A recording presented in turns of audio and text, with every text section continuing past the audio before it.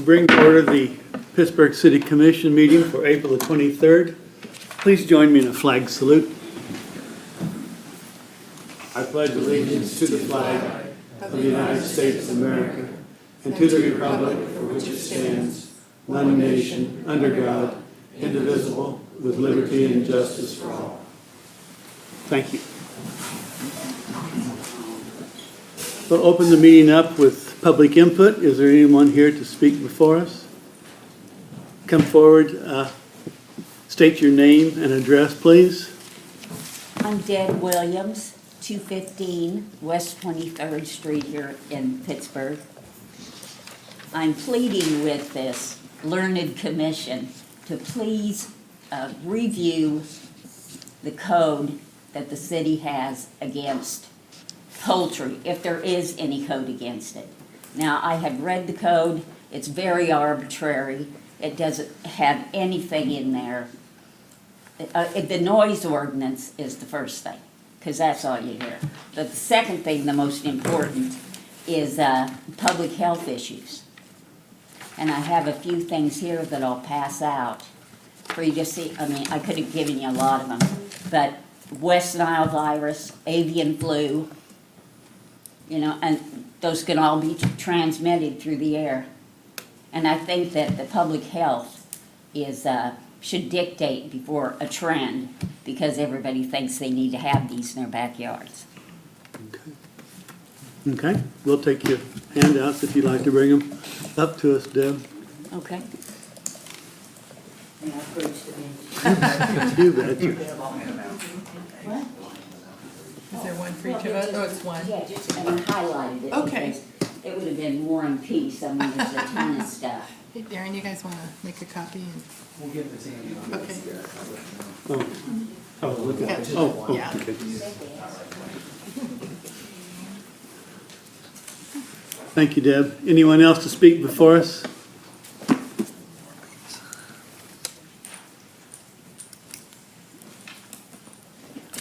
William Strength, 1515 Hampton, here in Pittsburgh. After listening to the April 9th, 2009 City Commission meeting and a conversation I had with a resident earlier this week, I feel that I need to make a few comments.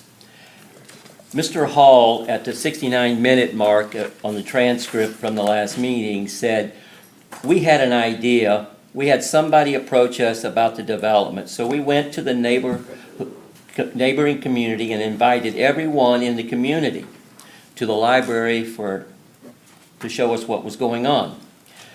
The taxpayers were pretty upset about 150 homes being built and traffic going through. I think all of you are very familiar with all of that. To keep on, I'm not going to read this whole thing, but said that afterwards he came back and the city negotiated among themselves, came up with the idea that there should be a road built from the south to the development. And you guys approved it. Well, this conversation I had with this resident called me and the rest of my neighbors in our subdivision self-centered, because we don't want affordable housing subdivision in there, which is not true, and greedy because we're forced the city and the taxpayers to pay for that road. Well, I'd like to give you a little bit of a timeline here. On Friday, May 25th, 2018, one of the residents was notified by a member of the P&Z that on Monday, the 28th, there was going to be a vote on the preliminary and final plat for Silverback Landing. This was the first that we had heard anything about this. A large group of residents attended, and it was tabled that night. The city then set up the meeting at the library. To set the record straight, and I've just handed out, which can be handed out to you there, one of them is a copy of an email from City Hall, Mr. Hall, the city manager, to the city director of utilities in a response looking for additional topics for today's meeting for the engineering and housing, saying, quote, from Mr. Hall, new road from Centennial to Silverback housing development. which included a sketch from the developer's landscape architect. And that was more than a year before we knew anything about that subdivision. But yet we're blamed for having to have that in. Then on October 24th, 2017, the City Commission approved the capital budget, which contains $1.5 million for Silverback and $1.8 million to redo Hampton Road, which is on the north end of Silverback.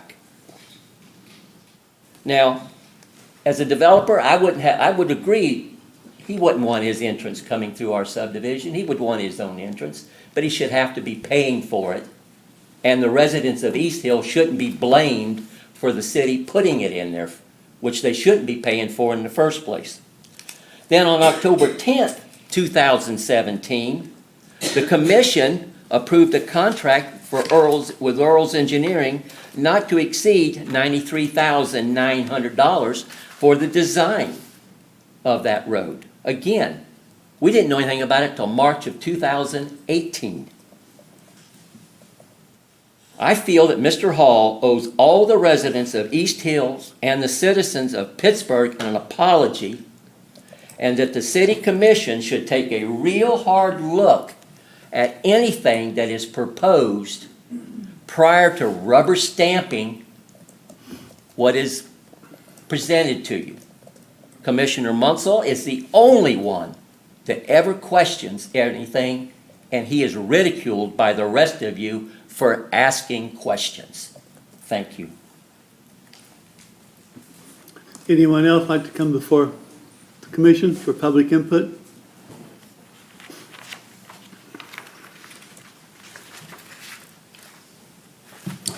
This is an agenda item. This is an agenda item, No, this is public input. but this is the fireworks.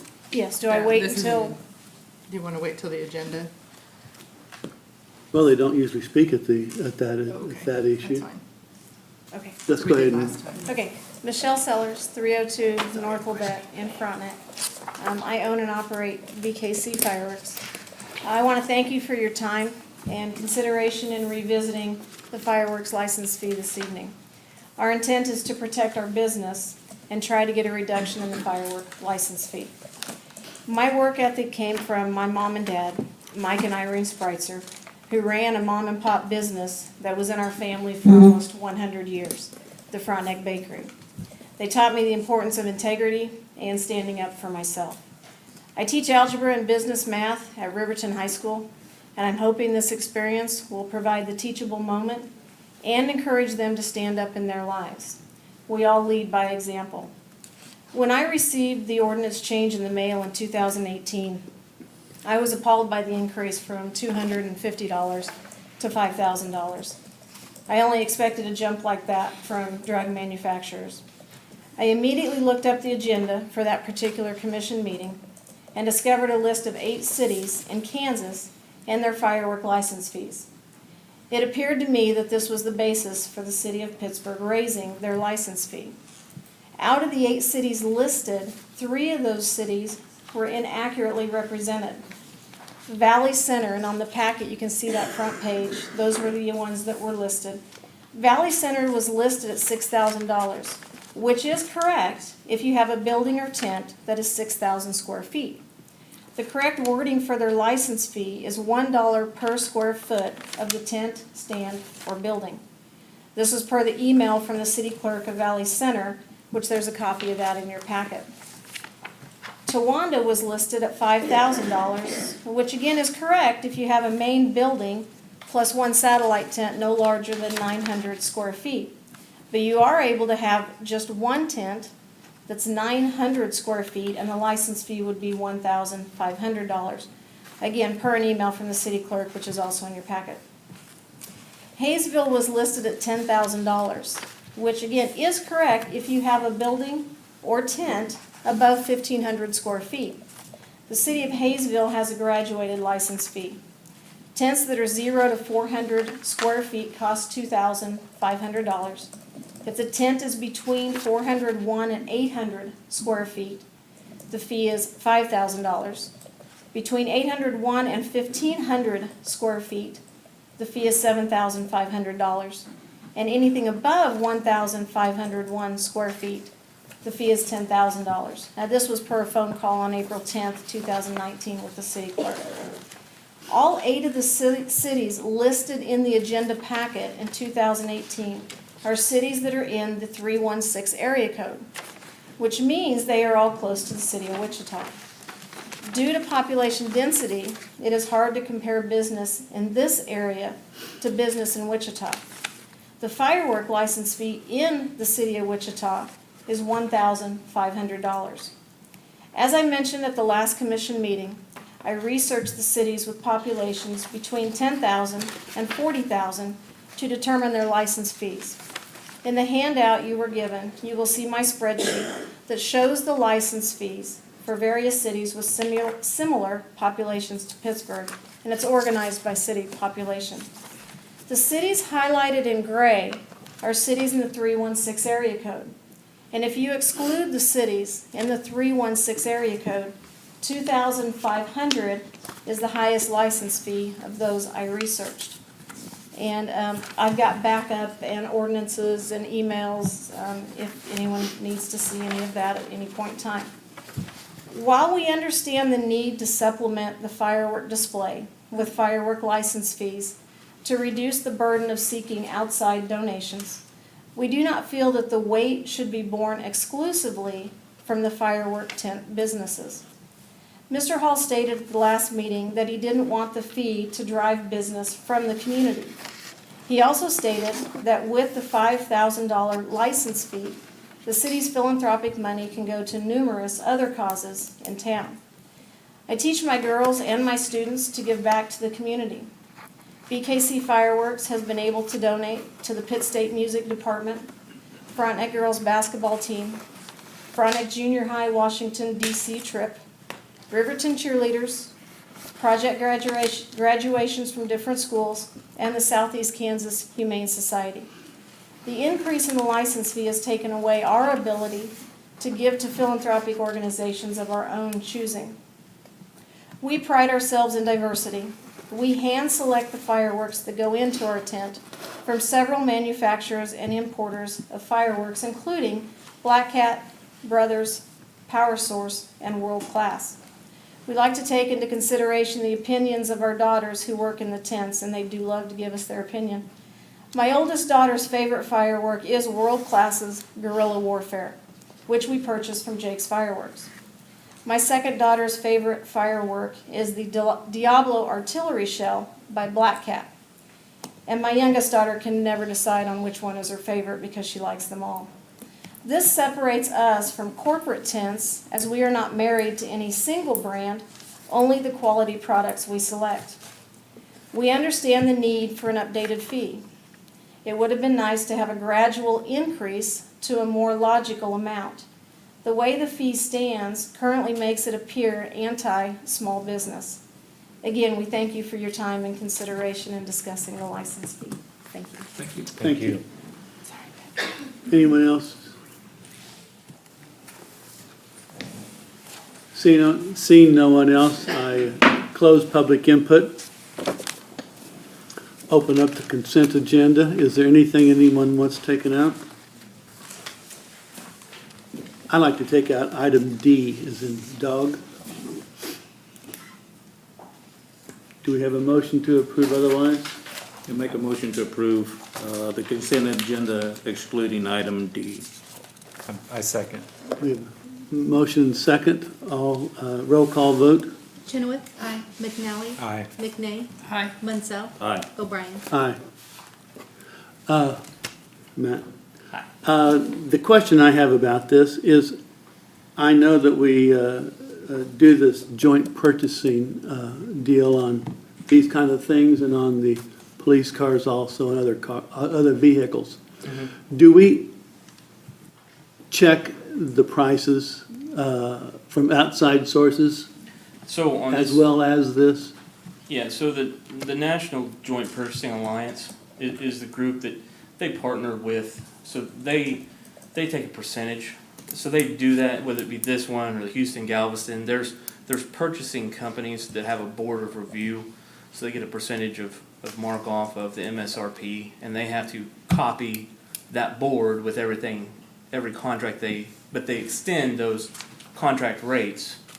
So that they submit, everybody bids on what their percentage mark off is, and then they hold that, and then they're accountable to that board. And that way you can get the equipment that you want, and with the items that you have, and they're accountable for holding the mark off of the MSRP.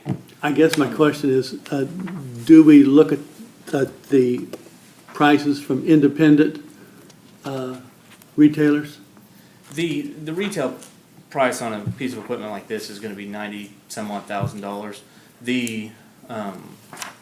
Depending on- I just need a yes Okay. or a no. No, No. no, because, so, it's kind of a unique piece of equipment. I mean, we go out and we look at other vendors before we pursue this particular one. The advantage of a national purchasing contract like this is you can get a piece of equipment that you want, without having to write an open-ended spec that you may or may not miss, that can be interpreted other ways. That you could get a low estimate for a piece of equipment that doesn't have all the features or functions that you really want.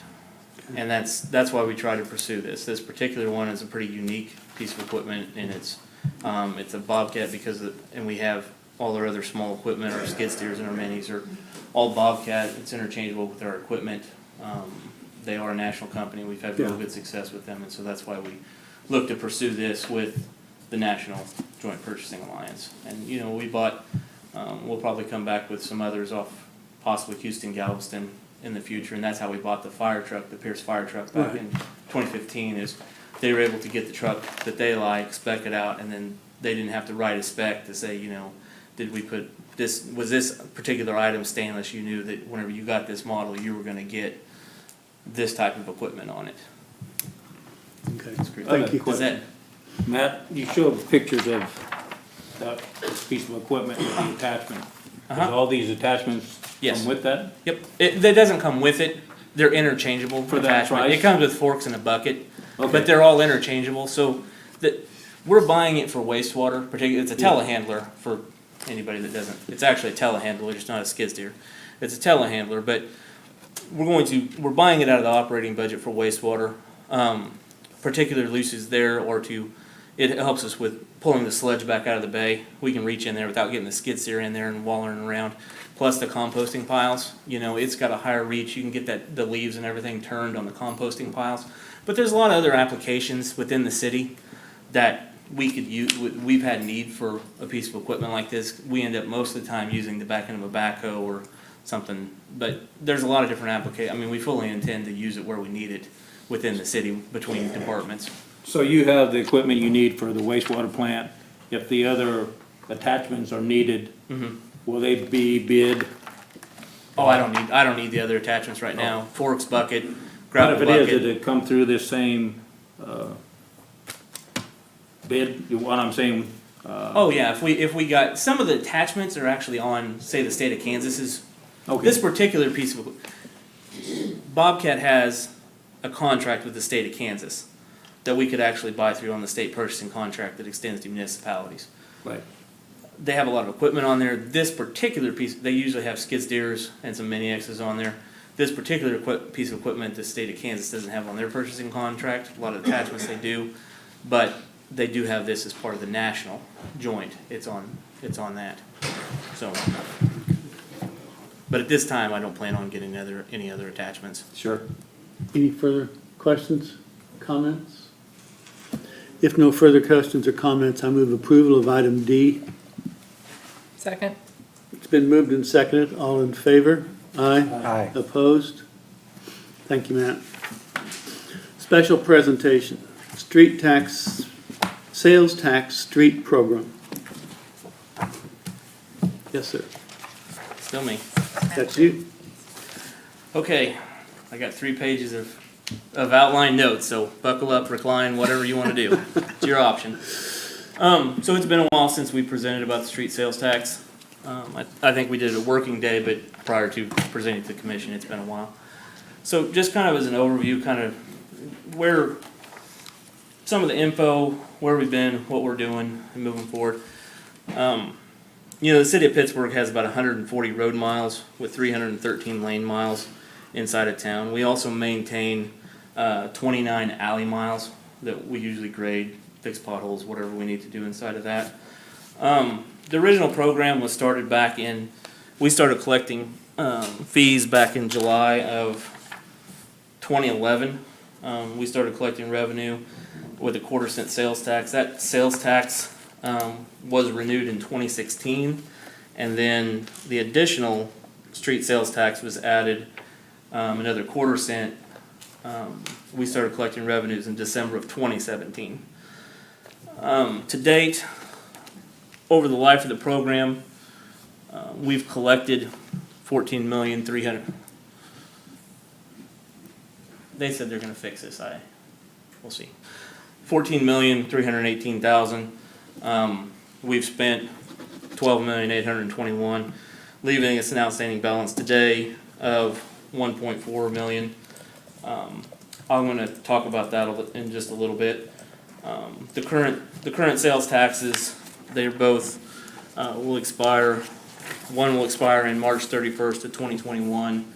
The other will expire in September 30th of 2022. So we got a couple years left on both of them. So kind of how some of the other parts of the program, when the street sales tax first came on board, we were still making our own asphalt. We did that up until 2014. At that time, we really started having a lot of problems with the plant. The plant is not dead, but it's going to take a significant capital investment to get it going again. It's 30 plus years old and it's an asphalt plant. So at that time too, the county was starting to do asphalt. So we partnered with the county in 2015 to go out for bid for asphalt material purchase. Heckard has carried the bid on that over the years, basically because of proximity, but it makes sense. The value we get from that is when we partner with the county, we can make the minimum tonnage. There's a 75 minimum ton. We're able to, if we have a small day, that minimum tonnage would be 5 tandem truckloads of asphalt. So say we're trying to do some leveling courses or whatever, and we only need 3, we can partner with the county and we'll be able to get the benefit without paying a penalty for starting up the plant for not making the minimum tonnage. Other aspects, last year we added an on-call concrete contractor to handle a lot of our concrete work. That is working out well. And we also added an on-call pavement stripping contractor. I'll talk about that a little bit later in the program. So when we start selecting what projects we do and some of that, the first thing we do is leverage our dollars. So in the past, they started with KDOT had a program called the Clink, which was a 50-50 match on projects. The challenge with the Clink was you had to have all the money up front, and then they would reimburse you at the end of the project. So some of the examples of the Clink projects that we've done over the last couple of years are those right there, and the price tags they ran with them. Those are all monies that we would have to have up front and be reimbursed with. 2017, 2016, give or take, KDOT got rid of the Clink program and changed to the C-CLIP program. C-CLIP was a combination of multiple projects, not just mill and overlay, some enhancement, structural improvement, but it's only on obviously connecting links as well. So back in, let me say just a second. So most of all these projects we have to plan at least 2 years in advance to get on KDOT's schedule. So back in 2017, we were awarded for the next C-CLIP project, a project up to $600,000, but it would be anything above that would be on the city, but it's a 90-10 match. So we had planned this particular project for the C-CLIP was the US 69 and 20th intersection. That is our intersection. I don't know how we got it years ago. That's a bad deal, but we got it. So if you drove through there, you'll realize it's terrible and falling apart. That was on us. That project Actually, KDOT reached out to us. It's gonna work out in our favor, more so, because KDOT reached out to us and said, you know what, you don't have to do the construction. If you'll pay for all the design, we will go ahead and handle all the construction aspect of that project. So that's gonna be beneficial for us. That changed how we use some of our dollars. We obviously were starting to try and save money to do that type of project. That changed how we did some of our dollars. When they abandoned the Clink project, that changed. That was a 50-50 match on projects. You saw the scope. That changed how we leveraged our dollars. But we're always trying to do that. In the future, we just, here a week or two ago, Cameron put together, there's our 2021 for C-CLIP project. See if we can get it on there, $380,000. Up on 2nd to 5th, they're around Broadway intersection at 4th. And then obviously we're submitting for 2022 already for another $505,000 project up on North Broadway, 5th to 11th. So we are planning those projects in the future as well. But And we're a couple years these out. funds are gonna come out of the sales tax. Yes, we use those out of the sales tax. So that's the biggest part, is leveraging as much as we can leverage. And when they change those programs, we change along with it. And whether it takes money from the pool, puts money in the pool, that's our biggest thing, is trying to leverage as much money as we can. But most of those, you have to have the money up front. Some of the other decision criteria, there was a certain level that there was a lot of planned streets that were in the pool of projects out ahead of us. Obviously, cost always makes a factor. The conditions of the street, we try to allocate to the quadrants of the city. As you saw in my previous slide, not all quadrants are the same. But we try to spread it around the city. We like to obviously try to hit the collectors, the collector streets as much as possible. We do try and do neighborhoods too, but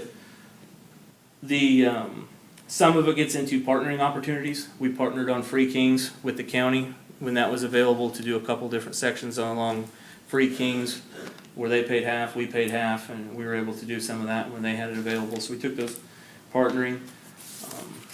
Some of it has to do with handling waste. When we strip a street off, that's not like millings. We now have a good partner relationship with the county. Well, they will take that. But prior to, we were putting all that in the 23rd Street dump, and it was filling up fast. We now are able to take it to the county, and the county's figured out a way to reuse.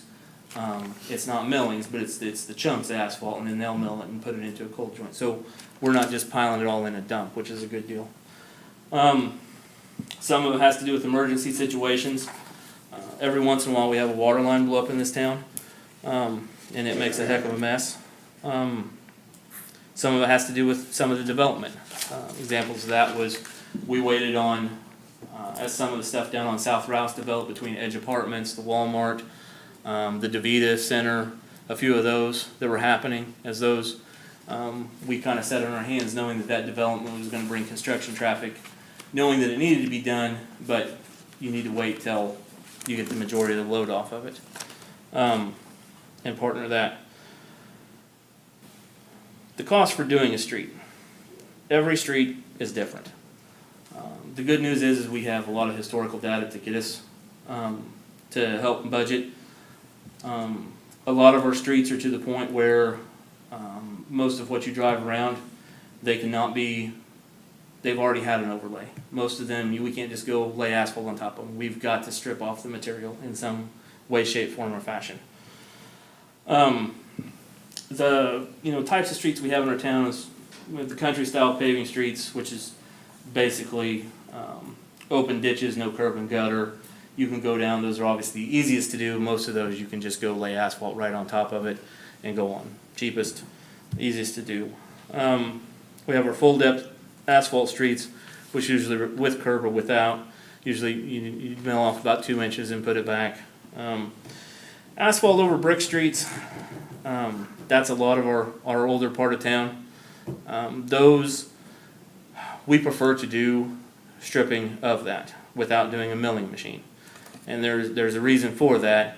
If you can strip the face of that brick off, you end up with a lot better product. Usually when you mill it, and we have done it in the past, but you don't want to get into the face of the brick or you compromise the integrity of the brick. So milling is not necessarily an option. However, whenever I put out the bid for stripping those streets, which we will use, that does increase our cost on doing those streets. Those streets are extremely challenging. I wouldn't say that we can't bid those out, but the problem is most of all those streets, everything has a driveway. Most all of them have driveways, and those are all unique. There's sometimes some drainage issues with those.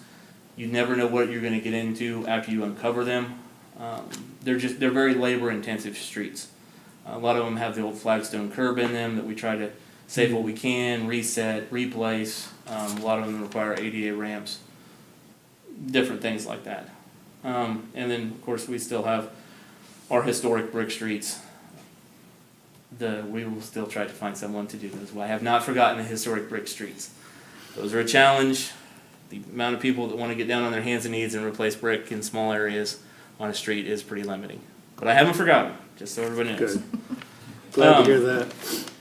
Typically, and most of what you look at on that one, I've walked it all, is actually settlement caused by gas line installation. I don't know how many years ago, but that's if you trace it out, that's where most of the problem on Euclid particularly comes from. In our budgeting process, we typically try to do somewhere between $100,000 and $150,000 worth of concrete projects, and by that we usually do spot repairs. We do small panel replacement and try to take out the worst spots. We've been down North Rouse twice now, and we're currently going down North Joplin. We try to do that. We also try to budget somewhere around $100,000 to $125,000 for a rejuvenator project. Somewhere between year 1 and year 3 after the street's been installed, we put that rejuvenating agent on it to slow the oxidation process, give us some flexible, trying to just preserve as much life as we can on what we've done. At some point, we'd like to do total rehabilitation of streets. Problem is, if you take the one block area, it's about 350 feet, I think is your average city block. You're looking, there's a lot of different conditions that go into that between utilities and a few different things, but you're probably looking in somewhere between the $350,000 to $550,000 range, based on just some preliminary estimates. But it's a big chunk of change just to do a one block. If you think about projects like Quincy that they did, that was $1.5 million, and it went across 2 blocks, 2.5 blocks at best. It had a little challenge with the railroad and everything, but it's an expensive endeavor. Mm-hmm. Some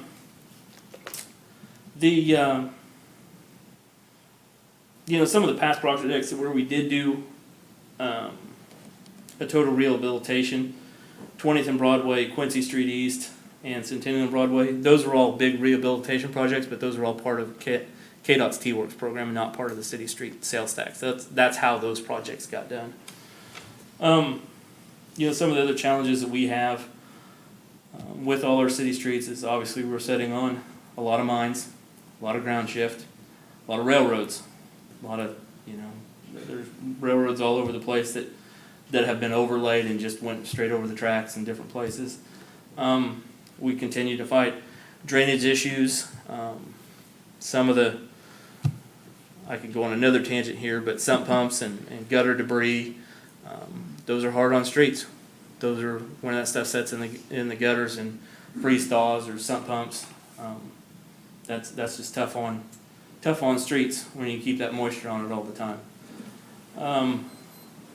Obviously, the previous overlays and then driveways being there, each one is there. Most of the old town, the driveways are not put in uniformly. They're all over the place in different shapes, sizes, directions, all over the place. But we try. And Lonnie and his crew, they do a great job on all those. The other part of whenever we do those brick streets, being able to strip down all the way to the brick, we're able to put in leveling courses, which take out some of the anomalies in the brick from either utility cuts or whatever. we're able to level those out. And so then whenever you put on the top coat, you get a uniform thickness and uniform roll, so your total rideability across that street is much better. And Lonnie and his guys do a great job with that. Some of our past projects, this is kind of from the website, if you really want to look it up, but there's just a quick list. Bunch of them.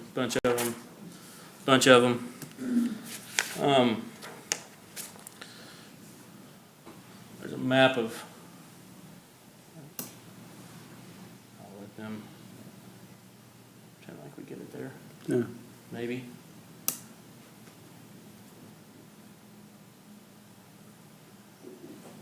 There's a few that are skewed on there because I do everything in Google Earth and I changed it to my GIS guy to ask him to put this together so I could fade out the background a little bit better. Hopefully you can see that. That's everything that's been touched since 2011. There's a few outliers on there, but that's what we're doing around the city, up to date. Do you have any kind of a guesstimate about how many miles of roads we've touched since we've been? I should have that. I did not bring it tonight. Terrible. I know. Terrible. I know. 3 pages outline and I skipped the biggest thing. I'm sorry. I know. I do not. I should. I do not. That might be interesting to know for the people who are paying the taxes. I do. I can take that off in lane miles, and I've got some of it. I don't have it updated. Some of the past stuff when I put some of the 2016 stuff together. But no, I do not. It's okay. I do not have it tonight. I have a map of all of it. We can get it. And you said that's on the website? This map, the old one up to 2016, when we renewed the sales tax, was the 2017 and 2018 projects are not. Okay. This, we just created this. Okay. Matt, you talked about people who move their sump pump water out to the street, how it deteriorates the street. Is there or should there be an ordinance that should go someplace else? I'm working on that. That's on it. That's a separate. So as part of the stormwater program and some of that stuff that I've been digging in through the MS4, I found some other details for that, for sump pump discharge or discharge directly to the storm drain with a pop-off relief so that it doesn't back up into a basement or stuff. I've got some construction details on those. As we review our stormwater ordinances and stuff, as we continue down that process, we're going to propose. There are different things, rain gardens and different things that you can do with that. Most people, a lot of cities have them pulled back 5 to 10 feet that they discharge to the yard and they trickle down so that they'll land in the gutter and not project. A lot of them now project past the gutter line and they'll end up in the street and then roll back, and that becomes some of the challenges. That's what I see. Yeah, there's that's our biggest. That's probably a lot of what we fight and everything. But I found some details and some stuff that we can put out there to start changing some of that ordinance-wise for new construction and those type of things that we're working to get towards that to get away from that scenario. We're going to get it done before Silverback?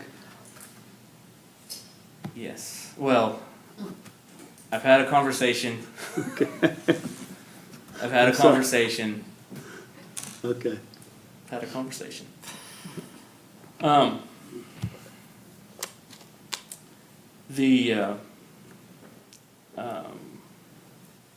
So some of our past projects that weren't on the list from 2016, I took them out down, but 2017, some of the large projects, South Route Centennial, Hobson and Mill, that was a $550,000 project.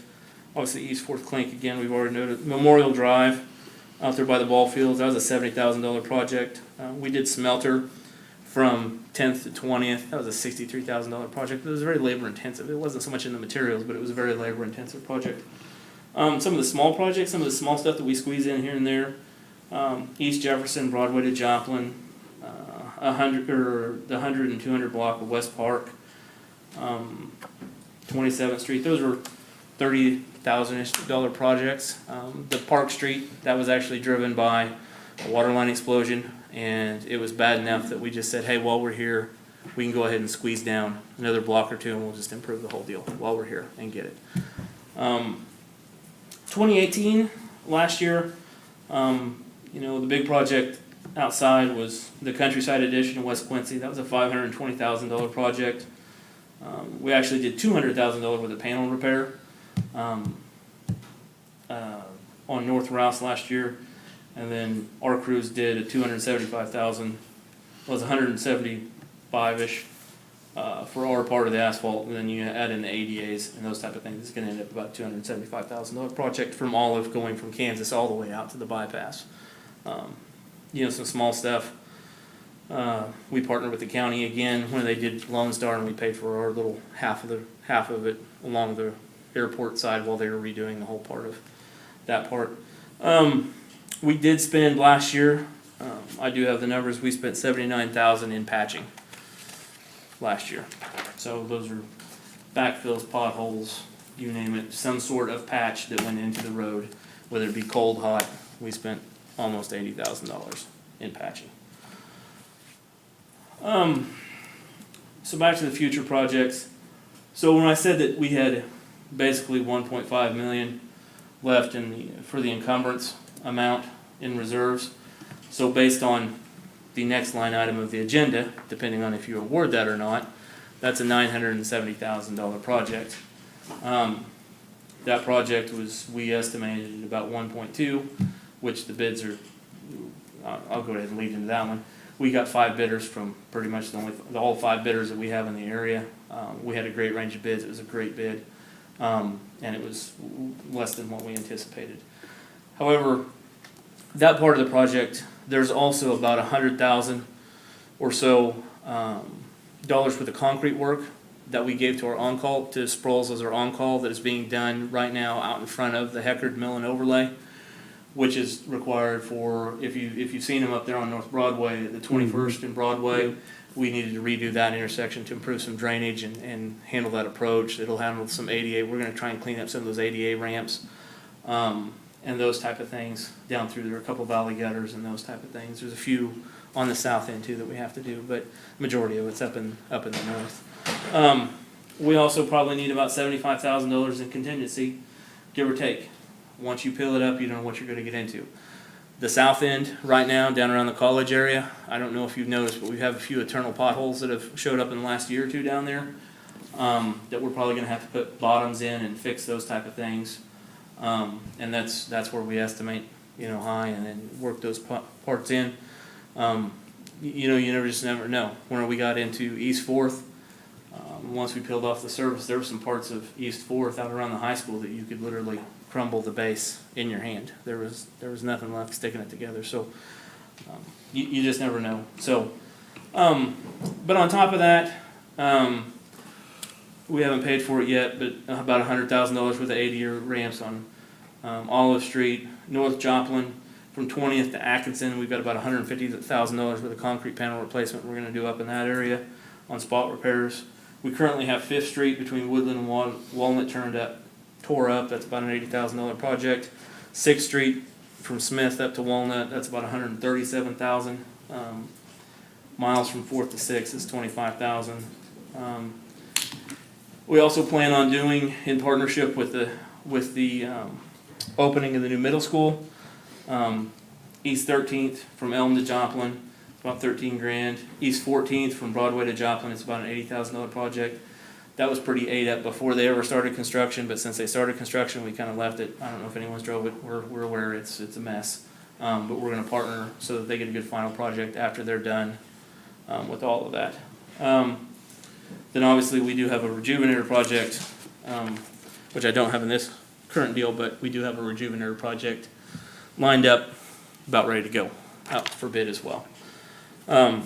So all those type of projects right now, that total estimate is about 1.7 million. So not that we're operating in deficit, it's a cash flow basis, but that's what we have currently planned. I'm already outspending about 300,000 ahead of what we have right now. Matt, could you give us a map with them roads you just talked about? I can't. highlighted what you plan on doing. Yeah, they're in the big one, but you can't. And another question on doing these, asphalt, there's a certain season you can do this in, right?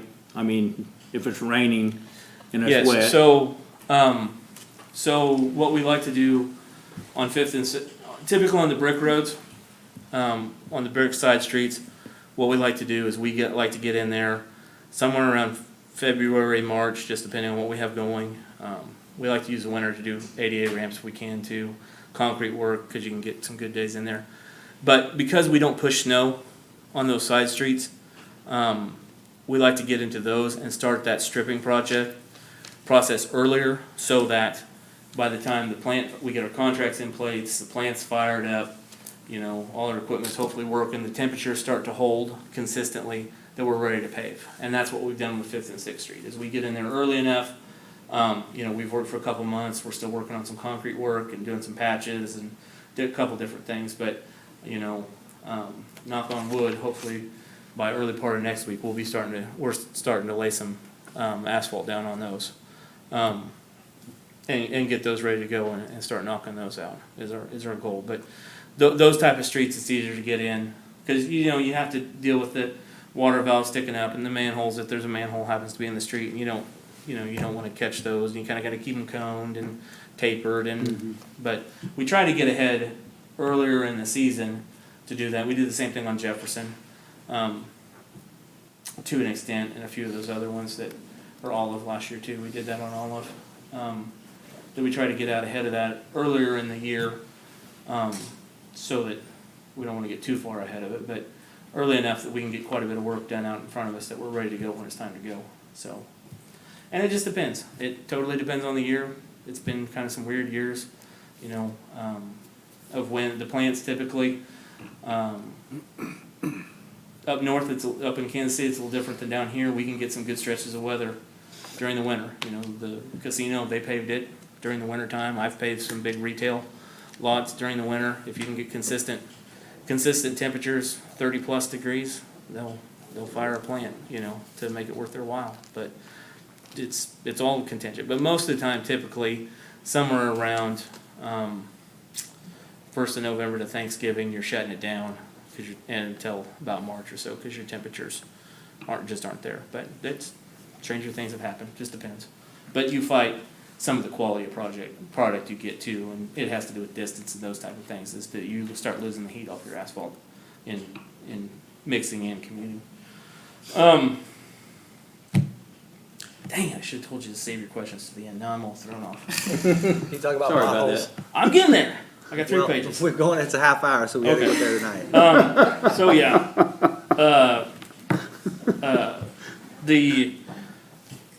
yeah, a few other things that we do have.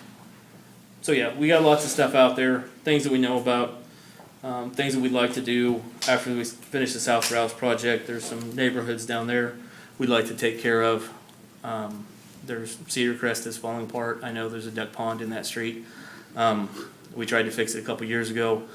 We're gonna try it. There's some structural integrity issues that are gonna have to happen there, but until we get rid of the other project and get all that out of the way before we start to challenge those, we're gonna patch and try to deal with. This is in Cedar Crest, Yeah, and the pavement is what?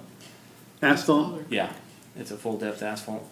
But you know, Miles, Chestnut, those things, down in those areas. You know, I've got a potential plan for doing all the corridor streets off of Broadway between the Walnut and Joplin areas, all through there.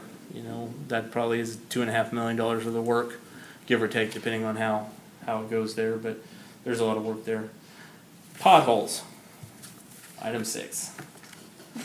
We are not alone, everybody has them. Potholes rampant in Kansas City, Topeka, filled more potholes than all of last year. Wichita, proactive on potholes. We're no different. We send a crew out once or twice a week to try to address potholes. Just depending on how our weather conditions and if we got moisture and different types of things. If you have a pothole, we do have a reporter problem on our website. You can get on and fill it out. If you can give us a good location, the better the location, the better chance we're gonna get it. And you can do this on the website? Uh-huh. There is a report a problem up in the top right of our website. We do, later this year, we plan on launching an application called C-Click Fix. It's currently used by the city of Topeka and other communities around town that you'd be able to report directly through that for different types of issues. The city of Topeka alone, they present a report that comes from C-Click Fix. In January, they had 90 potholes reported. In February, they had 357 potholes reported. And in March, they had 317. So they've increased dramatically by doing that. You know, some of the stuff that we do know about, 100 block East 4th, that has an issue caused by a water line break. It's settled out a little bit more. We're gonna have to go fix it. Broadway at 10th, it's got some issues because of a water main break that we're gonna have to fix in the meantime, sooner rather than later. East 20th, out east of Metal Arc, it's got a big dip in that road. Service Mining came out, looked at it. We're going to have to do some hot patch, or not hot patch, but we're going to have to do some hot asphalt, create some wedges in there. It's got some drainage issues with the ditches. It's caused the base to be wet and compromised, and that's what's caused it. Joplin Bellevue, there's some concrete panels in there. Waterline break. There's some spots on Broadway, one of which was a mine shaft that they dumped 6 yards of concrete into. So, and then of course, with Croccan and some of the other fiber companies coming in town, you'll find a lot of little squares cutting our streets now, and they're digging for utilities as they bore across the street and around, and there's a bunch of those around too. And those are a challenge. We get compensation from them? They fix them, and then we notify them to go back and fix what we get as we know about those. And they've been pretty proactive. I haven't got a bunch of complaints about them, but they are. There's a lot of places for that. Couple things that are upcoming, and I'll be done here. So some KDOT projects, not street related, that you guys should just, since I have the podium. Highway 126, the bridge out by Riddell's. We actually have a pre-construction meeting on that Friday. They will turn that into a one lane at one point, and then they'll tear out the bridge. And but that project is getting ready to kick off, so that's a pretty big impact to the city of Pittsburgh. The Highway 69 and 20th that I talked about with the C-clip, that is planned for a June letting of this year. So hopefully we'll get that one going yet this year. The 4th Street overpass, it is planned for a September letting.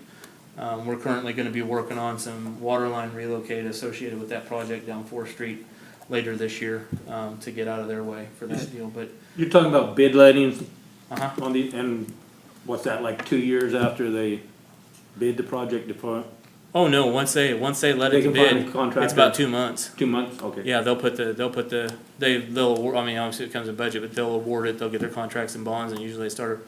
They bid the Riddell Bridge back in January or February, I believe. I don't want to throw you off track, but another bridge on 14th Street is what's I got the- it. I'm Oh, getting you there. do? I'm getting there. All right. I'm getting there. So yes, not related to street. It will not be a street project, but the East 14th Street culvert.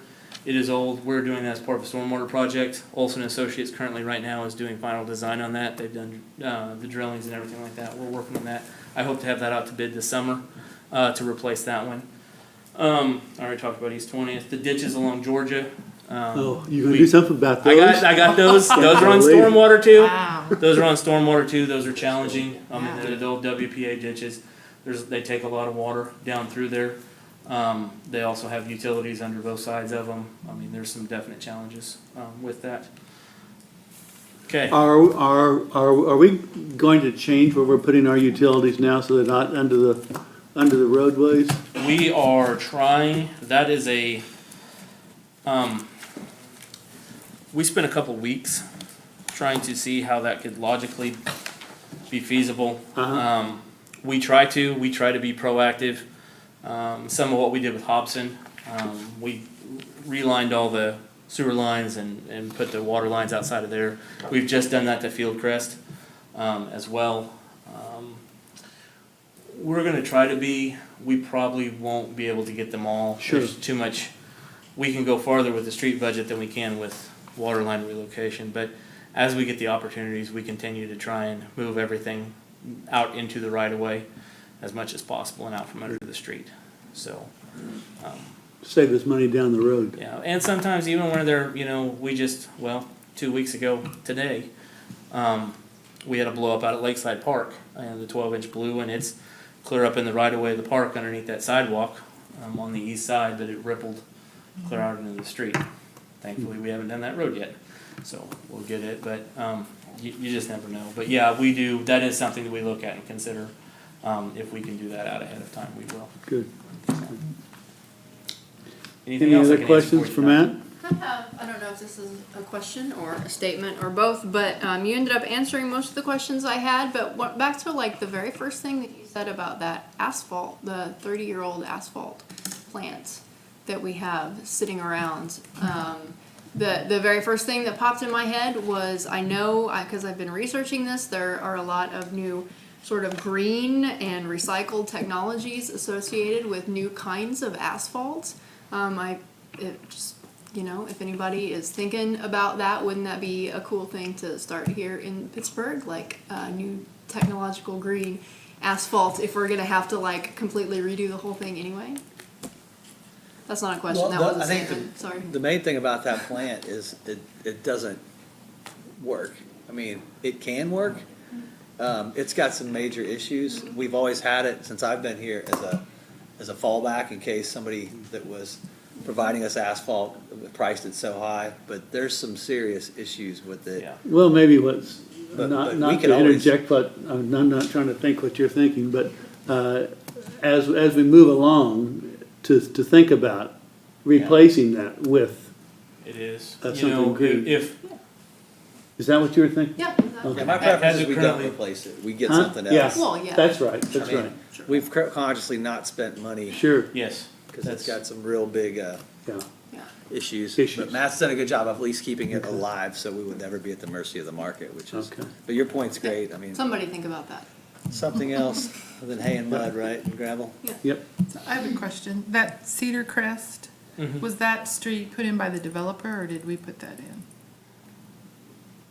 I do not know that. And how long has it been there? 93, I was probably a freshman in high school. I'm pretty sure that's when that development went in, and I'm pretty sure it was 93? paved then. I doubt if, we can find out, but I don't think. I was we just can swear, curious. you know. I don't know. Based Some of on that- conversation. Some of that back then, they did, I think we put in, the city put in the water line. Typically, back then, we would do the water line installation. Like, now we'll let contractors do it, and then they'll do it to our standards, and then give it back over to us. That particular one, I don't know whether we laid it or they laid it, Okay. or what, I'm not sure. But it is, it's 20 plus years old. It's time. Cool. Anything else? Thank you, sir. Yep, you bet. Appreciate the information. So Matt, it's obviously, I gotta mention this because you can see that's not a fun presentation to give. But Matt was our utilities director, and we also tasked him with doing the streets before we increased and doubled the tax. And he is managing it very well. And as you can see, it's not just milling and asphalt, there's several programs that get involved, and his crew of about 11 people, I think, do a heck of a job. And I appreciate him bringing up potholes. I want to make sure he didn't forget because it's been a statewide issue, if not a regional one, I'm sure. Well, I'm here to tell you that we're not the only one with them. So, we appreciate addressing it. Okay, move on. Consider the following. Disposition of bids. 2019 Surface Preservation Project. Consider staff recommendation to award the bid for the 2019 Surface Preservation Project on North and South Broadway Street, US 69B, and South Stillwell Street to the lowest and/or best responsive bid to Heckert Construction of Pittsburg, Kansas, with a total bid of $971,902.94. This is Matt Bacon, if you haven't met him. Long time no see. I forgot what the agenda was. Talked too long. Yeah, so we did take, I've already kind of hit on that. We did take bids. We got great bids. I think there's some economy of scale and size that valued that. So, yeah, we'd recommend award to Heckard. I just talked to them the other day, and they think they could start by the middle of May, potentially. How long should that take? It's gonna take a couple months through there. They have a deadline of August 1st per the contract documents, so. I have a tangentially related question. I know that in a couple of our advisory boards, the active transportation in downtown, they are reviewing a study that was done several years ago, recommending the road diet, to changing Broadway to a 3-lane. How might, I mean, in the original study, it said the time to do something like that would be when you're already working on the roads. We looked at that. Did we put Sharrows in this one? Yeah.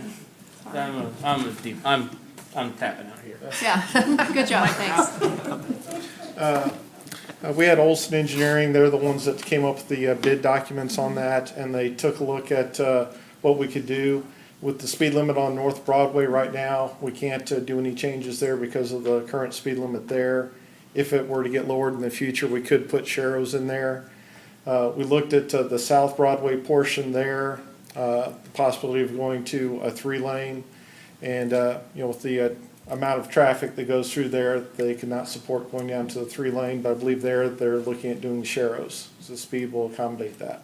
I don't know what that means. Yeah, what is that? Sharrows, basically, you're marking that lane to be shared with bicycle as well as motorized vehicle traffic there. You've got additional signage and you've got special marking in the pavement just to remind motorists that it is meant to be shared and they can't just try and bully someone off the roadway. Does that mean we keep an EMS truck there all the time? Not my call. Thanks, Cameron. But at least they're looking at it. If there are no further questions, I move to approve. I second it. It's been moved and seconded. All in favor? Aye. Opposed? Motion passes. Item B, fireworks stand license fees.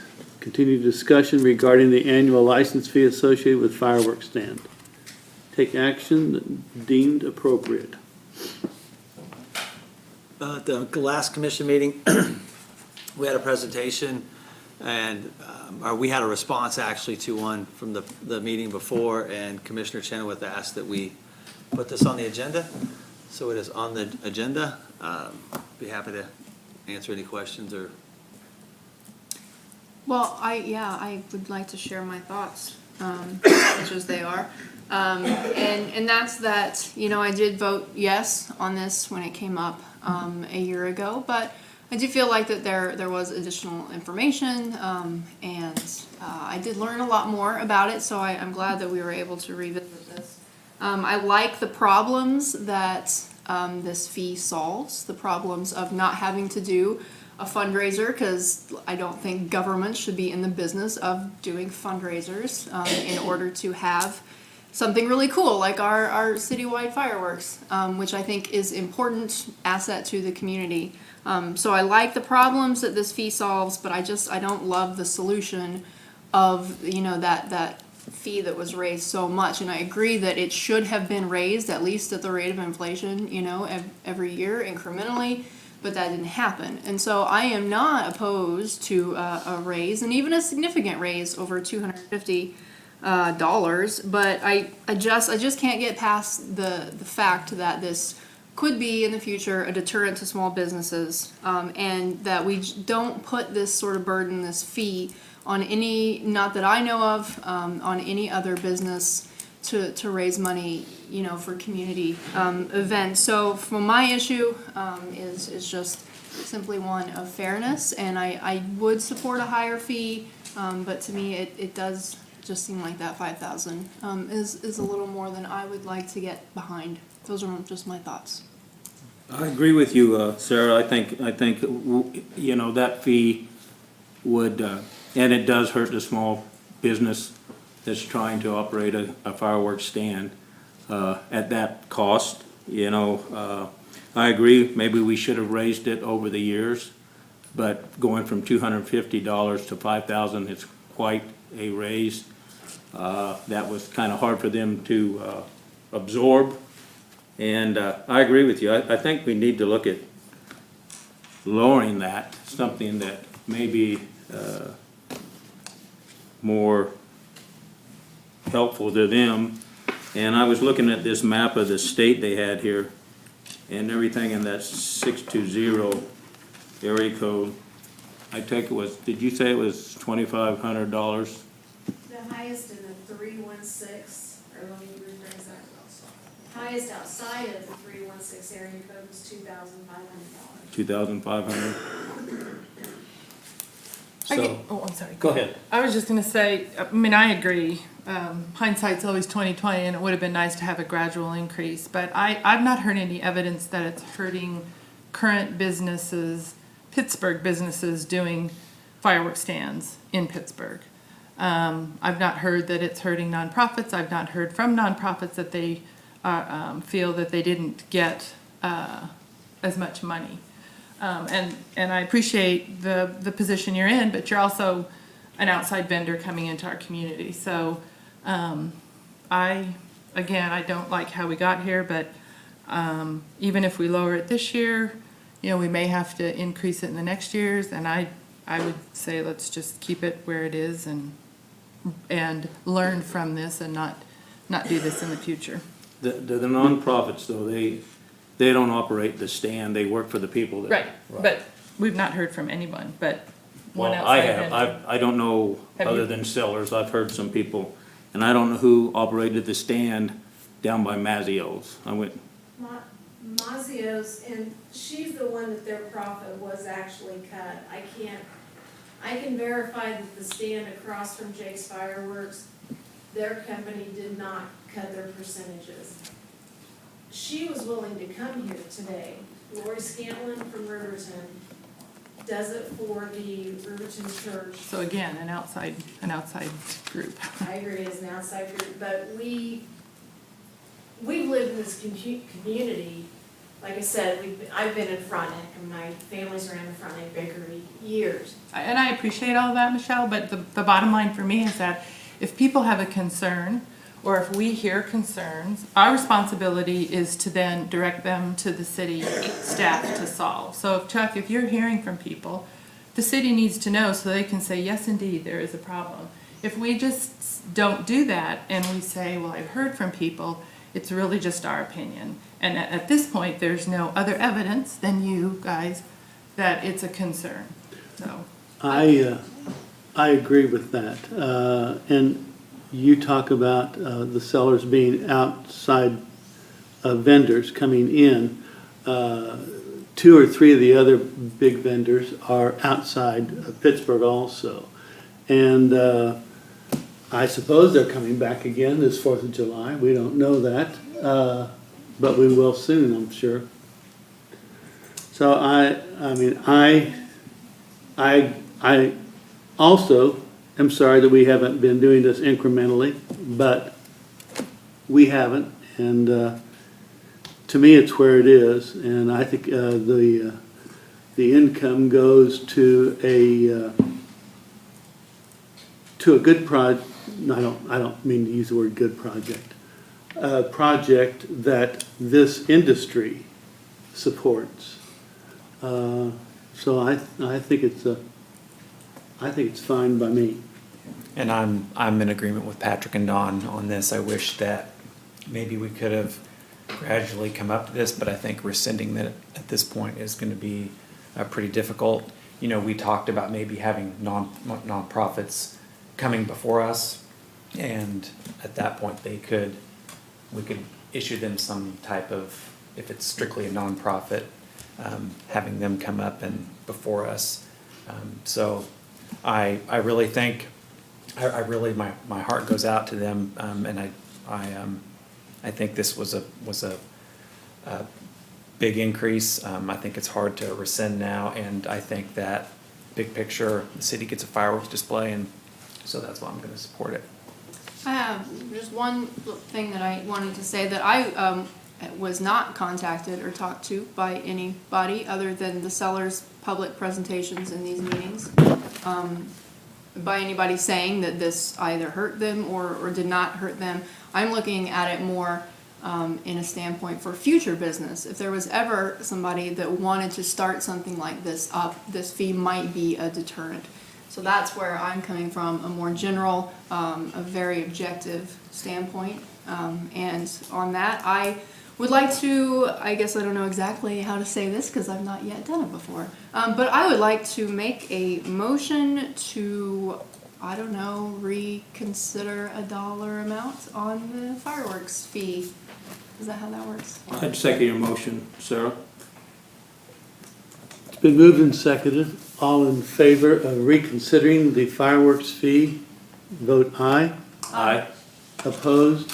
Aye. Aye. Aye. Motion did not pass. Move on to, what the hell do we move on to?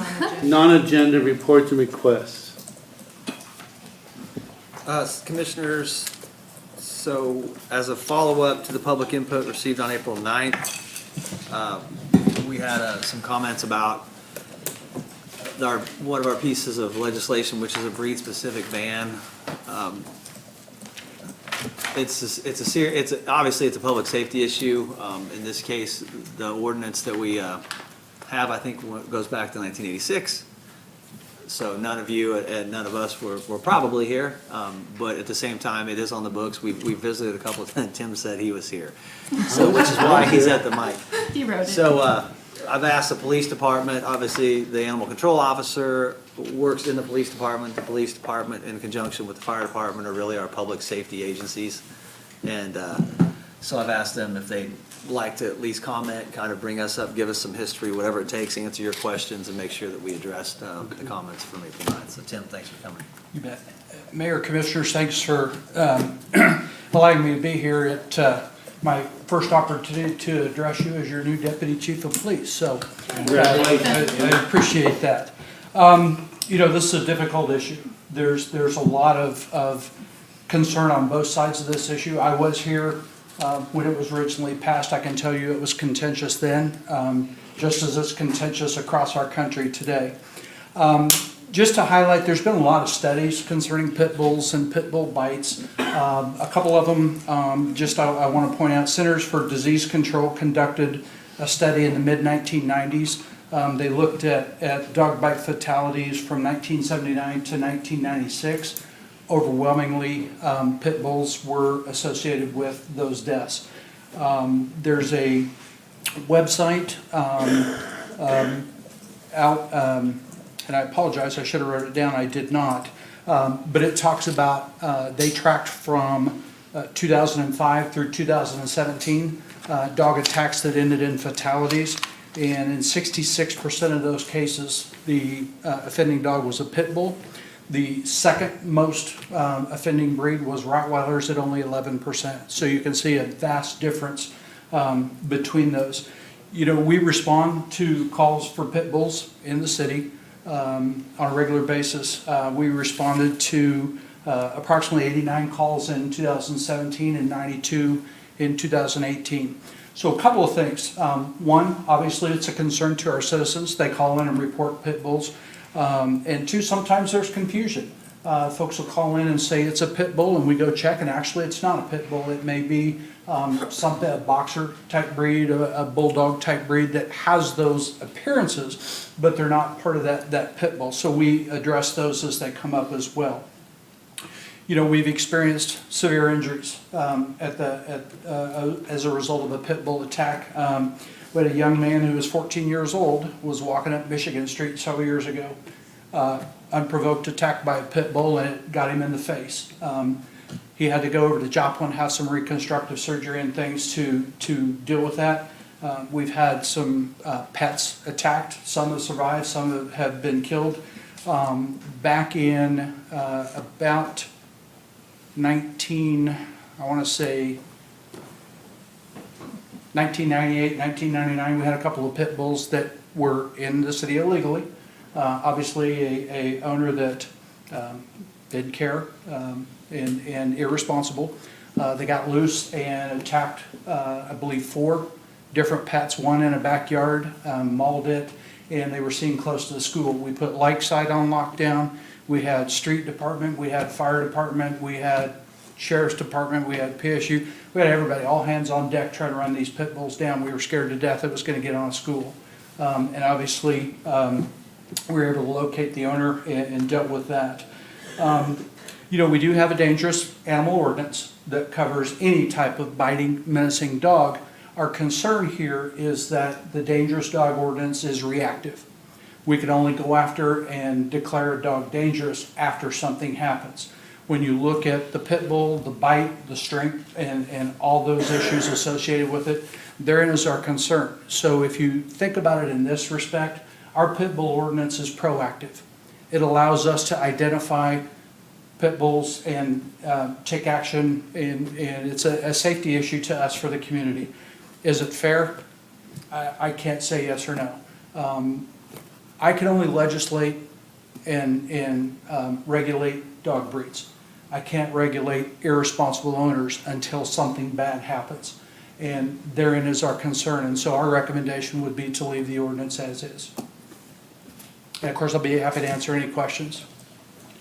Can you just give us some information about pit bulls in Pittsburgh? Like in the last however many years, how many bites have been reported? How many animals have had to been put down? So we work, our euthanasia rate is about 6 to 7%. We usually bring in about 400 dogs a year. So we put down very, very few dogs. Love to find homes for all animals. Unfortunately, we can't.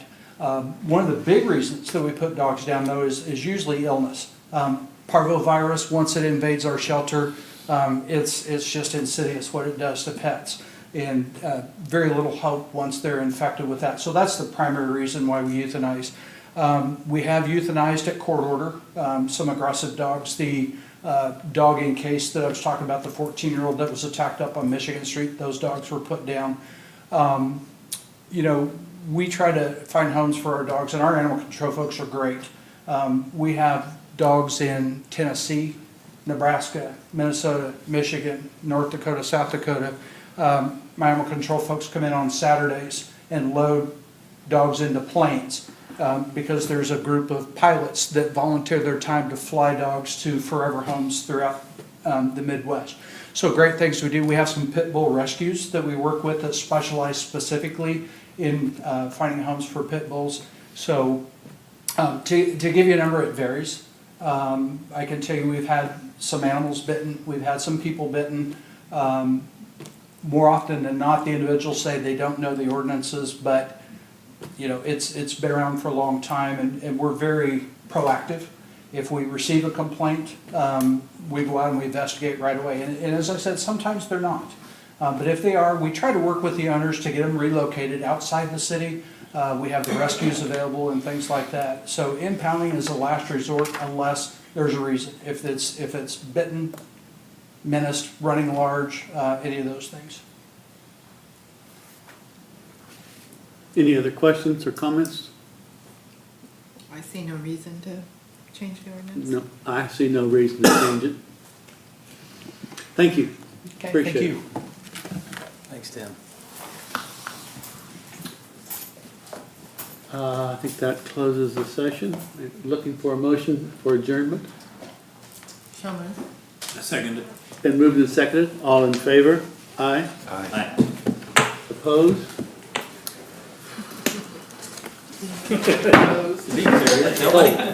Nobody's opposed? Quite the comedian.